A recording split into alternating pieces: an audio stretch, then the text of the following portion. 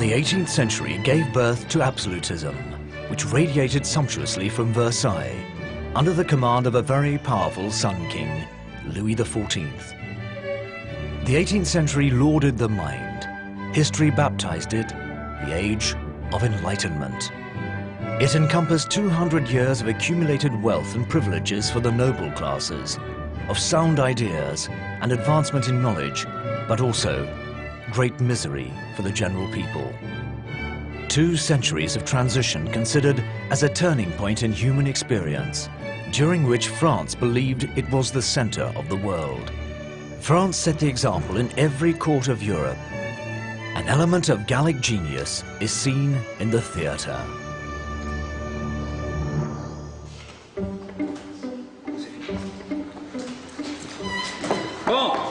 Scène suivante.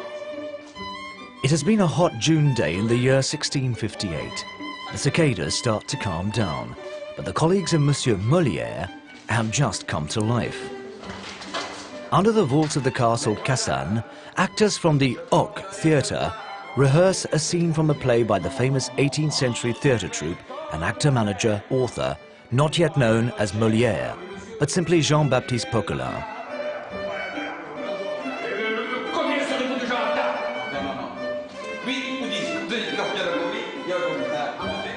They had their modern-day Madeleine Béjart, the muse of Moliere, to faithfully act out the famous lines. Valère says, "Did Monsieur ask his physicians if there was nothing more prejudicial than to eat with excess?" Harpagon replies, "Too true. One has surely to eat so as to live, and not to live so as to eat."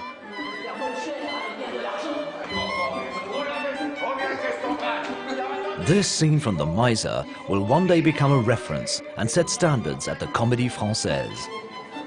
With this play, Molière described with satirical humor the narrow-mindedness of contemporary people as they face culinary innovations of the time. There was a radical change in cooking practices since spices were discarded for other modes of cooking. This is clearly expressed by a famous French cook of the time, a certain Monsieur François, who published a book in 1651 stating that a vegetable must taste like a vegetable, meat must taste like meat. An enlightened cook should avoid mixing savors. It's very much like our contemporary cooking, when we try to enhance the true texture, aromatic quality of garden vegetables and quality regional products such as thyme, watercress, mint. These were widely used. Spices originating from remote countries were totally rejected. The dictates of the master cook François, in reality a certain Monsieur de la Varenne, became a reference in French cooking. His theory became the standard in kitchens of every great house in France. However, such ideas have not yet reached the hostelry of Bas-Argent in Pézenas, southern France, where Moliere's troupe is supping. Here, the meal is far from flamboyant. A simple fish soup, bouillabaisse, will suffice as a true feast. Composed primarily of pieces of sardines, mackerel, cod, and occasionally small cooked mullets, this Mediterranean dish became a tradition for penniless squires and traveling acrobats with a hearty appetite. Living on bouillabaisse after bouillabaisse, water and love, Jean-Baptiste Poquelin, alias Molière, was poor but joyful and an ambitious man. In Pézenas, the Prince de Conti, Moliere's patron and friend, supports him. He also expects more. He is certain that Moliere's talent will take him to Versailles, allowing him to dine at the table of Louis XIV.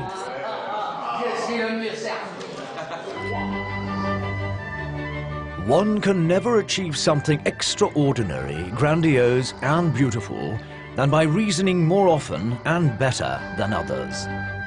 One of Louis XIV's aphorisms, the power of his pretensions led to the building of Versailles.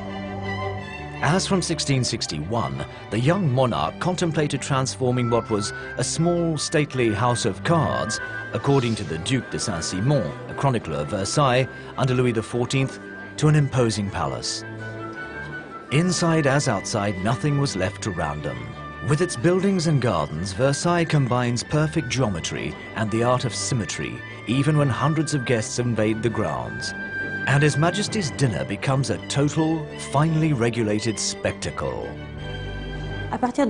Being termed an orchestrated dinner, we clearly see that the whole event was very official and very ceremonial. Moreover, King Louis insisted that meals should be truly ceremonial. The king ate opposite his court, either alone or with members of the royal family, the only people allowed at his table.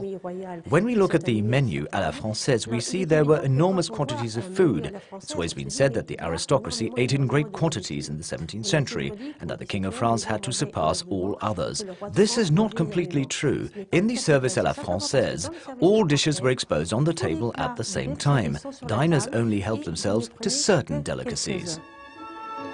The pompous dinners of Versailles would be imitated by others, but never equaled. The famous orchestrated meals with service à la française would influence many noble tables during the reign of the Sun King, as was his design, but also thanks to the magicians laboring in the kitchen gardens.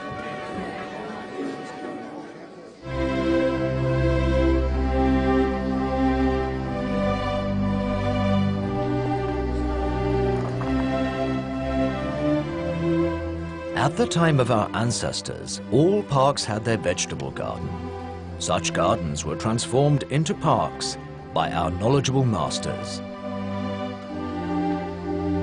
Words not taken from a fable, even if they were from Jean de La Fontaine. The watchful eyes of Monsieur de la Cantigny monitor the king's splendid orchards and vegetable garden.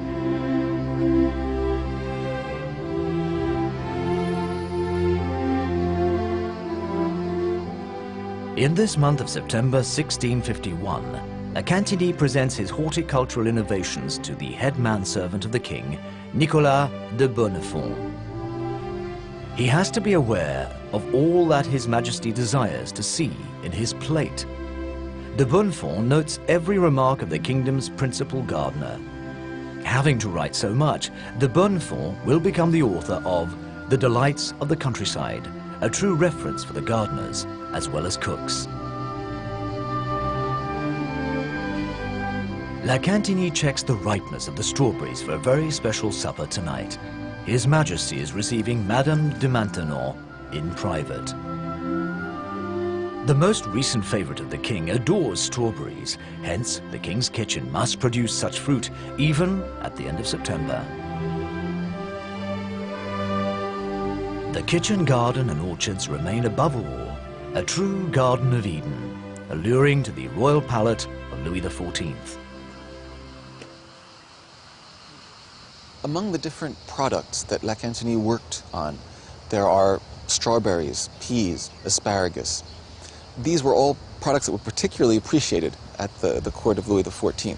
But one of the favorite fruit of Louis XIV was figs. And so La Cantigny decided to invest a lot of time, energy, money into the production of figs. More than 700 fig trees ensure the production of black, purple, yellow, violet, and green alias angélique varieties of figs. La Cantigny even manages to offer some to the king as of mid-June. In the king's kitchen gardens and orchards, quantity competes with a geometry tested to the extreme. The garden is composed of 16 square plots of vegetables laid out around a large pond. Surrounding the garden behind high walls are 29 closed gardens containing more than 120 varieties of pear and apple trees. They have been planted randomly or for espalier cultivation. Horticulturists, arboriculturists, botanists, nursery gardeners or simple gardeners are commanded by La Cantigny. They use methods that will become standards in gardening. La Cantigny was not so much an inventor as much as a thorough investigator and someone who really tried to perfect the techniques of production of both fruits and vegetables. And when Louis XIV heard of him and brought him here to Versailles, he had the opportunity to work on a much, much larger scale. He used much more glass, in particular in the form of bells that he could place over the plants to protect them from the cold and to heat them up. Also used what's called châssis, which one could be described as window panes that were used much like the bell glasses that to put over the plants and protect them from the cold and to also magnify the heat of the sun. And so try things out concerning hotbeds. Try to produce asparagus out of season, lettuce out of season, radishes, to produce high-quality produce. La Cantini works relentlessly up to his death in 1688, taking care that his cultivations are perfect. The progress made in horticulture and arboriculture in Versailles will rapidly be admired and adopted by fellow artisans from afar. La Cantini may have helped the greater population to have access to vegetables, to better vegetables, but not necessarily directly. It's quite possible that his experimentations, his attempts to create more interesting, more tasty, more productive vegetables for the court created and caused a diffusion of varieties that before then had not been accessible to the general public.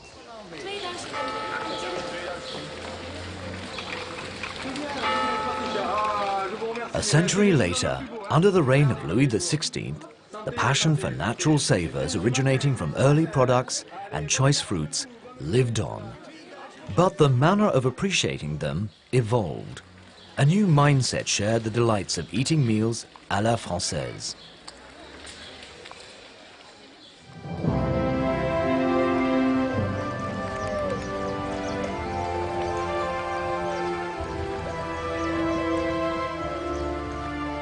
In the year 1779, for example, the de Contade family used this banquet method to celebrate the nomination of the elder boy of the family, Erasme Gaspard, as commander of the Royal Artillery. The young officer is an expert swordsman, but also a gourmet.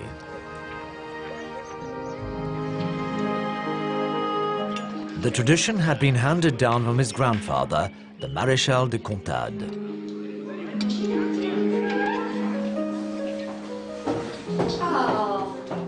The dining room of Montgeoffroy Chateau has been perfectly preserved and retains its gloss of yesteryear for an intimate supper with only 4 lackeys.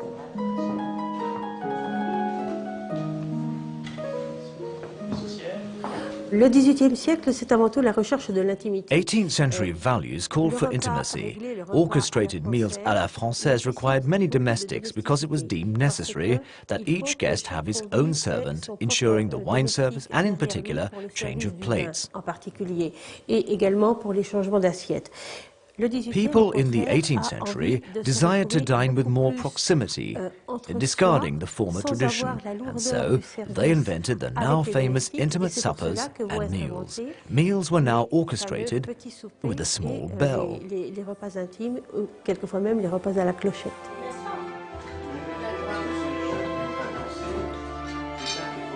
Now a new tradition makes women, who had been relegated to the function of offering pleasant company in the previous century, as equals to male guests in this period of enlightenment. Women are from now on resplendent as they organize literary shows. Their intelligence is welcomed at gallant suppers.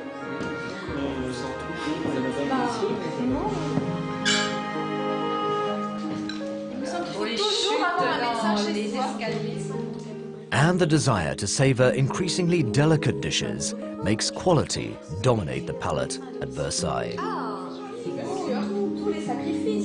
However, meals at the de Contade's household are still orchestrated à la française, with 5 major courses. A traditional meal always begins with soups and ouille, a light stew, followed by entrees.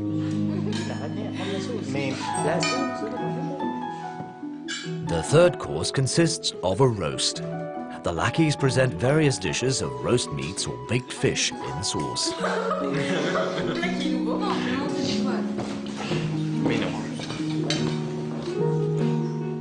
The fourth course consists of the dessert. Hot or cold, they can take the form of various pies, including a fresh vegetable pie. The passion of the elite class for natural savors now includes peas. They have become essential. The success of peas with ladies is such that each year seminaries are organized in their honor. The Marquise de Sévigny wrote, "The saga of peas continues. Good people are impatient for the next meal with peas. Then comes the pleasure of having eaten some, and the joy of eating more at the next meal. These are the 3 points that our princes have been ruminating on for 4 days." Finally, the fifth course. The large dining tables of noble families, to the joy of the ladies, receive desserts, fruits and patisseries. They have been kept in the wings for this moment. The ladies in their tight corsets have been obliged to spare a small place in their stomach for one more delight, the new gastronomic fad, chantilly cream.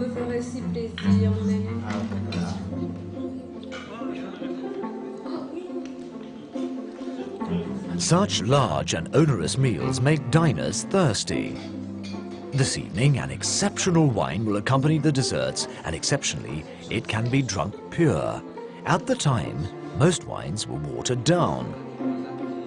This is a vin de sable, a true luxury wine produced in the seaside town of Cap-Breton, southwest France. It has a slightly iodized savor of the Atlantic Ocean, helping digestion, it is said, and freeing tongues for conversation.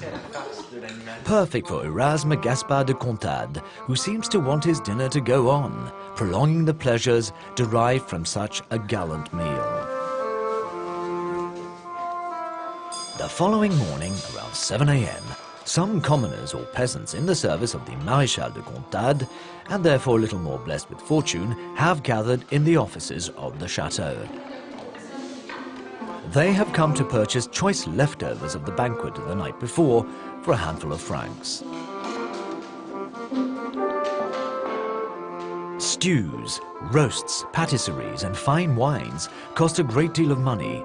Nothing should be wasted. In all the offices of stately houses, organized trade of leftovers of meals is commonplace.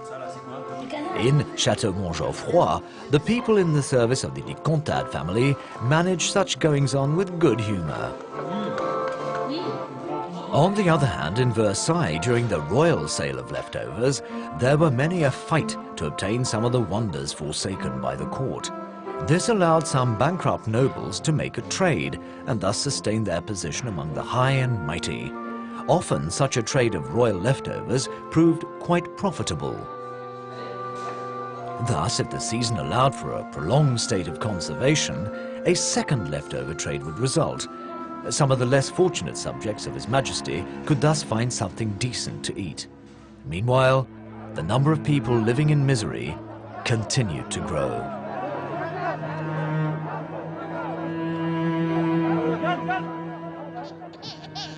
The 17th and 18th centuries marked a period of transition. Demographic figures changed considerably. The peasant population increased, but not the land for cultivation. Consequently, the yields were insufficient. The rural population ate little and poorly. The ceaseless wars raging across Europe and the movement of armies destroying so much along their way did nothing to make matters better. To get through the winter, many peasants were often obliged to beg.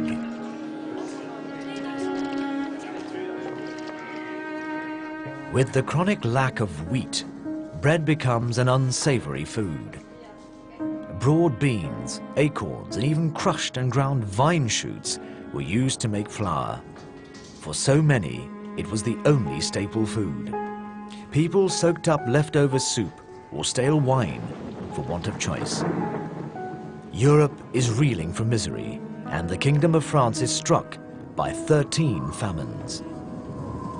Excepting the British Isles, where the dish of beef or mutton remained a reality for most of the population, elsewhere in Europe, even in Italy, meat was becoming scarcer. Many butchers closed their shops, not having any more meat to sell, and fewer customers had the means to buy what was available.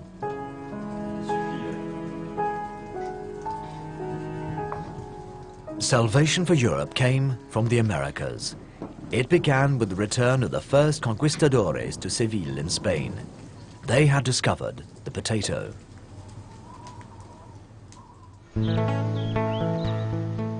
The potato would make bizarre inroads to conquer Europe. The Spanish would be the first Europeans to test the patatas. They were fed to human guinea pigs in the poorhouses of Seville. Since 1618, at the time of the terrible 30 Years' War, Spanish soldiers had their German allies discover the Kartoffel, as the Germans would call the potato. At the same time, potatoes were grown in England. They were regarded as food unfit for human consumption, and so they were used to nourish livestock. All surplus produce was sold to the Irish, whose population was perpetually struggling to fight famine. At the beginning of the 18th century, the potato had become an established vegetable in Europe, except in Italy and in France, where most of the population continually lacked food and suffered from war. In 1759, during the 7-Year War, an obscure assistant pharmacist to the French army was wounded, then made captive by the Prussians. He was Antoine-Augustin Parmentier, and all the French soon knew what they owed to him and the potato. In 2 years of captivity, he had time to discover the favorite dish of his jailers and to measure the nutritive values of the potato. He was named director of the pharmacy of the Invalids Military Hospital in 1772. There, he ordered researchers to study with the greatest care these tubers. Parmentier would even invent marketing. In the fields of Neuilly, then in the green belt of Paris, he oversaw plantations that were surrounded by high walls and covered in mystery, but that did not stop the theft of the plants. They proliferated very quickly in vegetable gardens everywhere. Potato production became a success. Merchants and scientists would turn the experience to profit. There's a scientific context to the period of the Age of Reason. We think of Diderot, of d'Alembert. It is the time when men drew up encyclopedias. Intelligent people tested everything, plants in particular. Bonds were made between thinkers and scientists. At the end of the 18th century, local aristocrats became involved in primitive cooperatives. It was especially the beginning of what one would later call seed production enterprises. Horticulturists would start to organize collections. There's a very precise example which involves Parmentier and Villemorin. We know that at the end of the 18th century, Villemorin had developed 200 varieties of potatoes. Progressively, networks of merchants would take advantage of Villemorin's science, adopt them, and distribute production.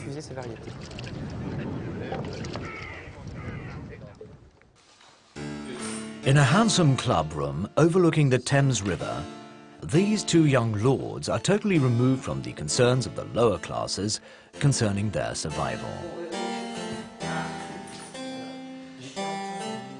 Their passion is simple.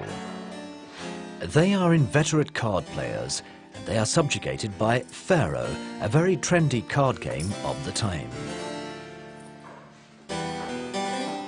They bet guineas of gold, which would ensure them of a very good dinner, but the passion for gambling nails them to their chairs. Lord Lyndon wins this round and his adversary cannot replay. To camouflage his hunger, the losing player orders a slice of ham between 2 slices of bread. The tormented man, who takes the time to taste a glass of Bordeaux all the same, is Lord Sandwich. His name will henceforth be associated with this mode, an ancestor of fast food. The sandwich will invade northwest Europe.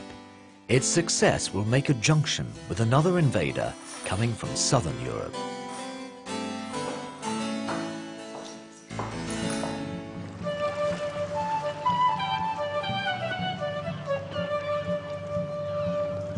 In 1660, having escaped from pirates and filibusters of all sorts, then benefiting from a lull in a mistral, a schooner unloads the first cargo of coffee in the port of Marseille. A merchant has the idea of opening a drinking house and making a commercial drink of coffee. Such establishments exclusively dedicated to coffee would spread very quickly in all Europe, in spite of warnings from detractors like Dr. Colomb. As a responsible man of Marseille, Dr. Colomb exaggerates the harmful effects of coffee in a thesis. He claims that coffee attacks the brain, causes paralysis, impotence, and of horrible loss of weight. He lost his campaign. In 1672, Paris discovers the first coffee house to open on the Great Boulevards. Some coffee houses are entirely decorated Turkish style. Large coffee houses meet with success, such as the Procop in Paris. They become meeting places for all the major intellectuals of the time. Coffee appealed immediately. It may perturb sleep, but certainly it makes conversation easier. It stimulates the brain. Ideas flow more easily. In the 18th century, chroniclers wrote that coffee visibly made people think better. I can imagine all the enlightened philosophers consuming coffee in enormous quantities and attributing heaps of virtues to the beverage, in particular the power of reasoning, and then putting back sleep so as to be able to write at great lengths during the day. Voltaire was a great coffee drinker.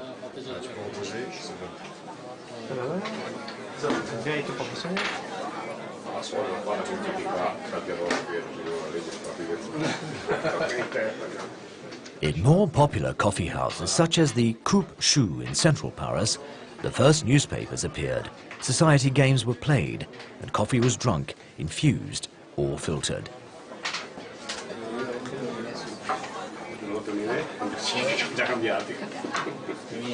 These methods of preparation were preferred in Europe. The Middle East and Turkish method were quickly abandoned. Consumption of coffee grew rapidly despite the appearance of a formidable competitor, chocolate.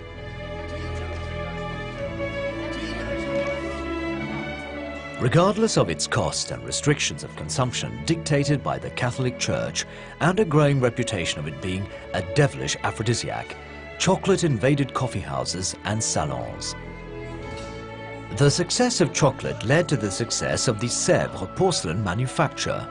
It produced jugs for hot chocolate in great quantity, together with new-style coffee and chocolate sets in porcelain. At the time, there was no powdered chocolate. Chocolate was bought by the bar. It was crushed and sprinkled in hot milk, which was stirred gently so as to obtain a rich and consistent liquid. Then came the art of serving it. According to the recipe of the chocolate seller and beverage expert Chailloux, he became the first master chocolate maker of France after having obtained a royal appointment in the port town of Bayonne to transform cocoa coming from South America. The aroma of chocolate perfumes the end of the afternoon air, offering these people a pure moment of happiness. But the workers manufacturing chocolate in Europe lived moments of sweat and toil. Manufacturing methods were no better than those used by the Aztecs at the time of Montezuma.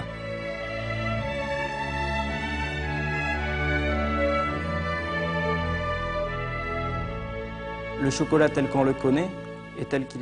Drinking chocolate as we know it, powdered cocoa plus sugar mixed with milk, was brought to Europe from the New World.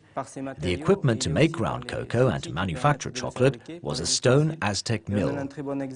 Behind me is a very good example. It is the oldest process known and was called metate. In fact, this ancient American Indian mechanism was reworked in Europe. Someone in Europe had the idea of placing the stone on a furnace. But how did it work? Well, what else could you do with this type of object? You initially placed cocoa beans, torrefied cocoa beans there, Workers knelt behind the stone and ground the beans. These were difficult working conditions. When the beans had been reduced to a paste with an oily base, sugar was added. Progressively, a rudimentary chocolate was obtained. It was worked until one obtained a certain degree of smoothness. According to demand, other ingredients would be incorporated, such as cinnamon or vanilla, ground beforehand with a pestle.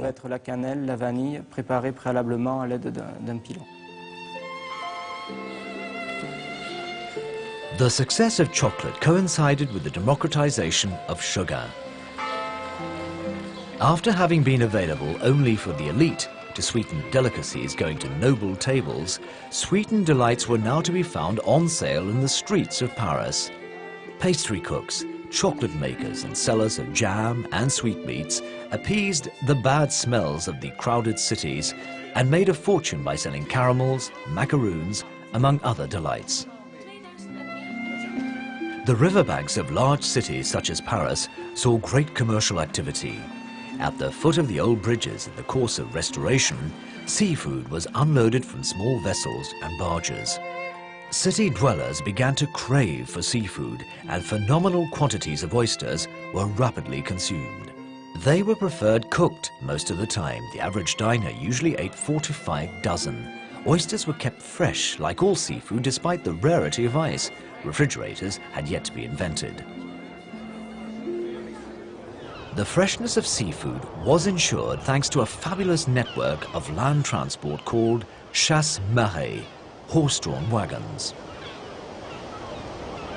On the coasts of the English Channel or North Sea, awaiting the mooring of a fishing boat, were fish wagons.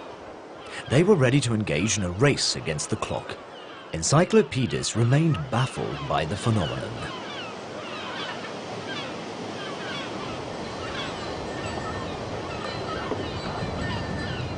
Diderot, the great French encyclopedist, as a true journalist, reported the activity of the transporters and the joy they brought to Parisians. The packers usually stacked turbot and other precious fish between 2 layers of steak. Steak remained remarkably fresh, thus conserving the other fish. When the horses are prepared, the fish wagons leave for their destination. They can cover 60 leagues in 40 hours, and in summer, when they drive out day and night, they cover the same distance 24 hours with relays.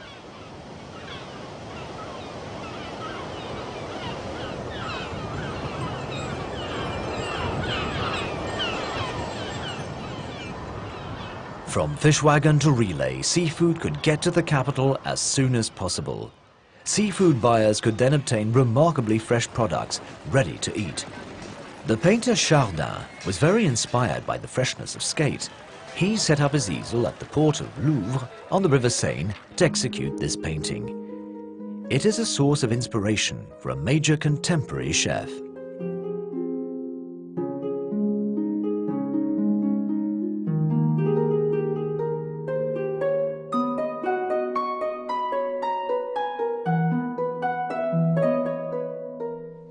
If you look at this fish, it's still fresh. You may say it's been gutted. You are right. You can see that its flesh is fresh. Skate was very appreciated at the time. It was an easy catch and was then transferred to a reservoir of seawater in a double hold of a boat. Skate is very resilient. It could withstand the trauma of being transported to Paris and still be alive on arrival. That explains why this fish corresponded with the desire for freshness. This cult of fresh seafood and the abundance of early produce inspired musicians. A symphony was composed with the theme of savor and natural tastes. It contributed to ensuring the fortune and posterity of great cooks of the age. Monsieur de Rohan, for example, received a charming sobriquet. He was called Pierre de Lune, but he was anything but a dreamer. In his kitchen, his brigades of cooks obeyed him to the letter. De Rohan was very methodical. He noted with precision all his creations. He overtly wished to transmit his savoir-faire to those who wished to continue to dazzle the great and the good of this world. De Rohan handed down to us techniques of preparation that are totally valid today. For example, his roux sauce, made of butter and flour and broth, contributing to the success of French cooking over the centuries. His roux sauce was initially made of animal fat. Butter was used later on. The difficulty is incorporating flour and very gently cooking the ingredients to obtain a smooth sauce. This is the contribution of Pierre de Lune to French cuisine. By replacing ground breadcrumbs or almonds as a base to making a sauce, the sautéed flour base was a launching pad for hundreds of sauces as of the late 18th century. In the kitchen of the Château de la Ferté-Saint-Aubin, as in most noble houses of the kingdom, the savoir-faire of Pierre de Lune makes many a diner's dream come true, with his eternally popular beef stew with carrots, or his fritters of violets. Stéphane Sauzin, an acclaimed specialist in culinary history, pays homage to the savoir-faire of Pierre de Lune. For an evening, he assumes the role of master cook to the Marquis de Coué, who had the most modern equipment of the time installed in his kitchen. The kitchen was situated in the mezzanine of the chateau. It housed one of the very first automated spit roasters in the world.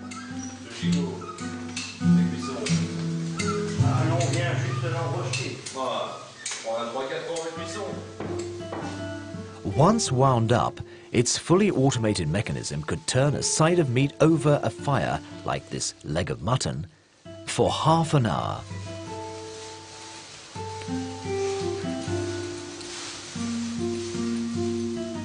Accompanied by fresh peas and herbs, a roast leg of lamb is prepared in the mode of the master. The search for more delicate and natural savors demands shorter cooking time and increasingly precise methods.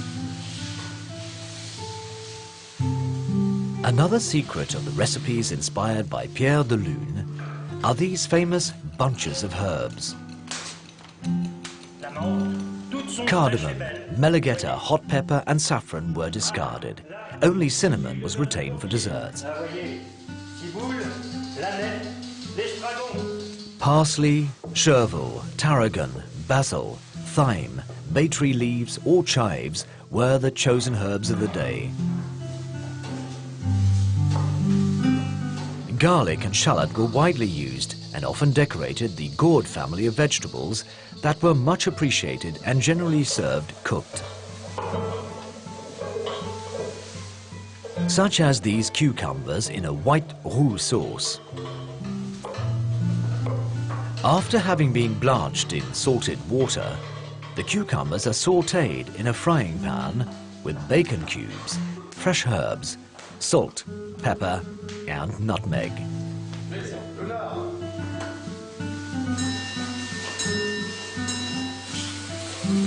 The white sauce is prepared. It is made with egg yolks and a generous amount of cream blended in. The preparation is gently heated for 2 to 3 minutes.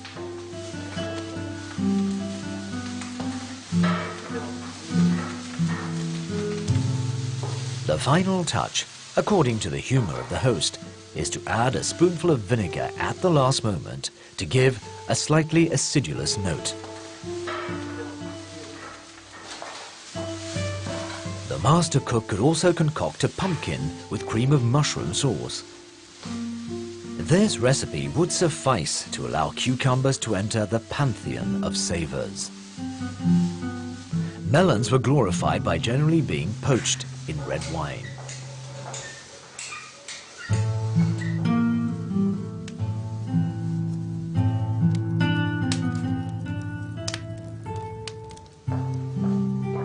In the kitchens of the Age of Enlightenment, a new character, often dressed in black, would become more important than master cooks. The maître d', or head butler. He takes the role of directing cooking operations. He also develops a very sure nose when assessing the quality of dishes, such as melons from Avignon in south-central France. The maître d' is a man of responsibility and power, a true director staging his domestics. The function of the maître d' was very different from that of the head cook at the time. The maître d' was to some extent an intendant. He was charged with managing the supply chain of the kitchen. He was responsible for signing the bills of delivery. The most renowned maître d' in French history was a man called Vatel. He committed suicide because an order of seafood was not delivered on time. It is extremely difficult to cite other names of illustrious maître d's of the period, since we paradoxically have more facts about master cooks and culinary anecdotes than maître d's and their lives.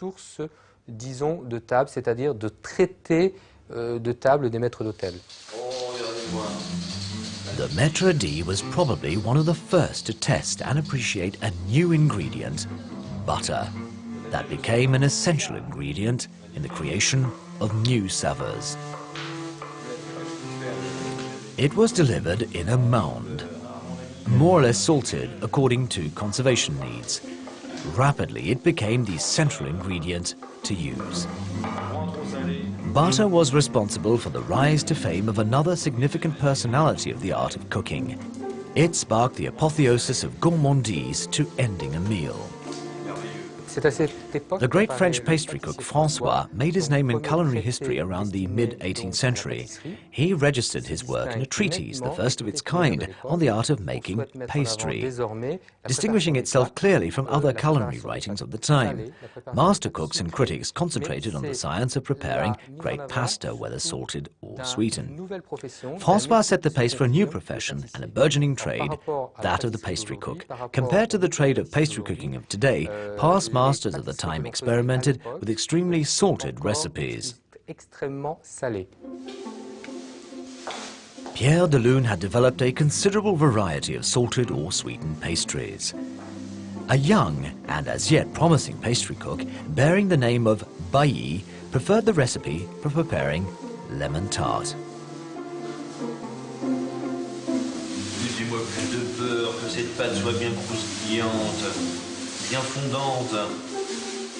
As a complement to the usual and generous dose of butter, the refinement of the lemon tart was due to the peel of crystallized lemons or finely cut zest of lemons that lined the pie crust.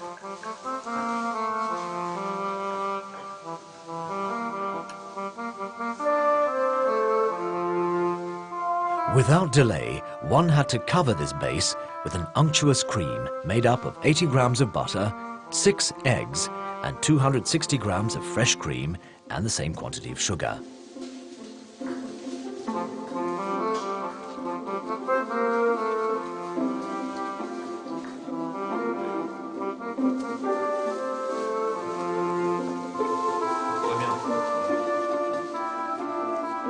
But one could go further.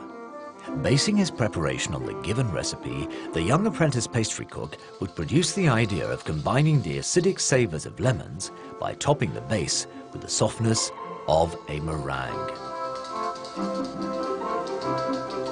We can thus imagine why the young Bailly was going to become a very famous pastry cook. What an idea, beating egg whites and with powdered sugar, then harmoniously laying the mousse on the contents of the tart. 30 minutes in a hot oven and the genial dessert is ready. This was the product of an imaginative maître d' who proposed an idea and of a budding pastry cook who composed the ingredients.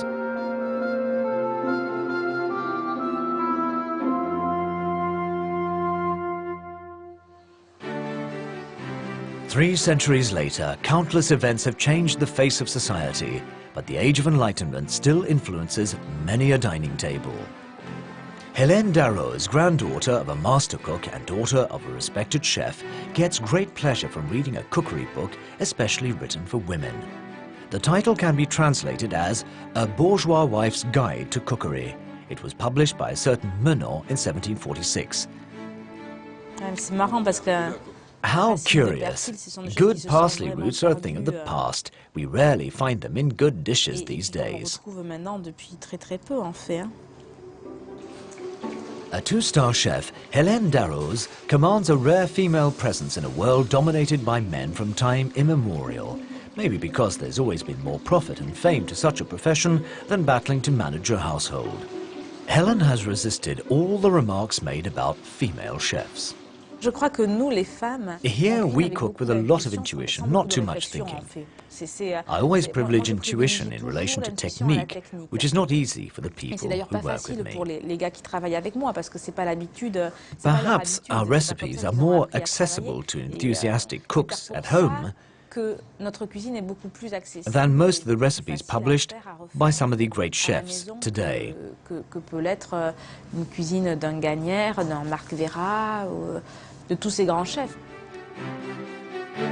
Madame Masterchef has also developed her common sense. Her good housewife cuisine, as she defines it, combines very structured creations and home cooking philosophy.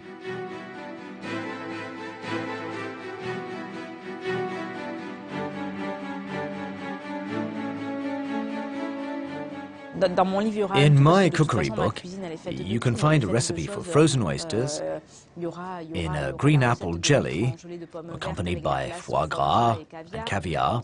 But besides that recipe, there are simple ideas that come from my grandmother. I'm thinking of a sauce in fresh garlic for a dish of chicken leftovers, for example.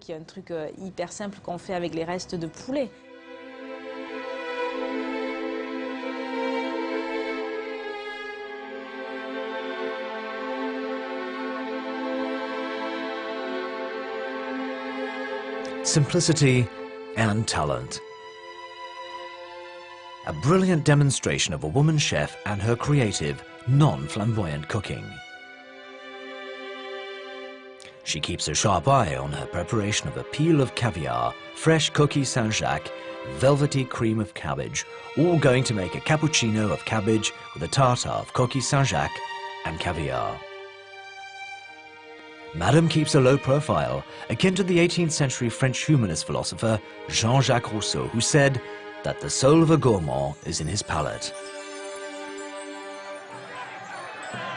Radical political and social changes sweeping across Europe and the effects of the guillotine contributed to ending the age of dinners à la française.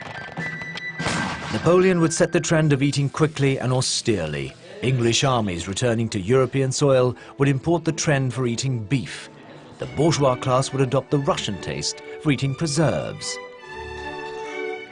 Revolutionary times would also devastate eating traditions. But coffee houses, the tradition of dining out in restaurants, and the art of preparing sumptuous sauces to accompany the main course, legacies from the Age of Enlightenment, would survive.